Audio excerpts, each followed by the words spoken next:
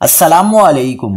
کراچی میں central jail کے قریب خوفناک دھماکہ، آگ بھڑک اٹھی، 4 افراد جھلس گئے۔ آگ نے 4 دکانوں، ایک رہائشی فلیٹ اور 2 کاروں کو لپیٹ میں لے لیا۔ کیا آپ حالات حاضرہ سے آگاہی حاصل کرنا چاہتے ہیں؟ خبر کے پیچھے چھپے اصل حقائق جاننا چاہتے ہیں تو ابھی سبسکرائب کیجئے جلمل پاکستان کو اور ساتھ ہی گھنٹی کے نشان پر کلک کر دیں۔ آپ کو بتاتے چلیں کہ جمشید روڈ پر سینٹرل جیل کے سامنے میکینک کی دکان میں سلنڈر پھٹنے سے دھماکہ ہوا۔ دھماکے کی آواز اتنی زوردار تھی کہ دکان کے اوپر فلیٹوں کے شیشے ٹوٹ گئے۔ علاقہ مکینوں کے مطابق میکینک کی دکان میں گیس سلنڈر رکھا تھا جو زوردار دھماکے سے پھٹا اور آگ بھڑک اٹھی۔ دھماکے کی آواز سن کر بڑی تعداد میں لوگ گھروں سے نکل آئے۔